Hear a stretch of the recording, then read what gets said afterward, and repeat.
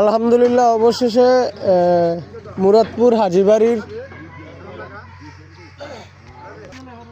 গোসলখানা আর মক্তবের জায়গা আর এবং কি হুজুরের জায়গা কাজের বীজ ঢালাই কমপ্লিট হয়ে গেছে। হাজীবাড়ির যারা আমার এই ভিডিওটা দেখতেছেন অবশ্যই আপনারা ভিডিওটা শেয়ার করে দিবেন।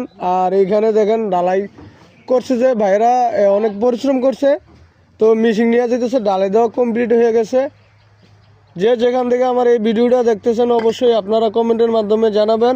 আর মুরাদপুর হাজীবাড়ি, এটা এই যে মুরাদপুর হাজীবাড়ি মসজিদের জামে মসজিদের গোসলখানা এবং কি হুজুরের থাকার রুম ছিল না, কিন্তু এখন আল্লাহর রহমতে সেই কাজটা হইতেছে। আপনারা যারা যে যেখান থেকে আমার ভিডিওটা দেখছেন অবশ্যই কমেন্টে জানাবেন।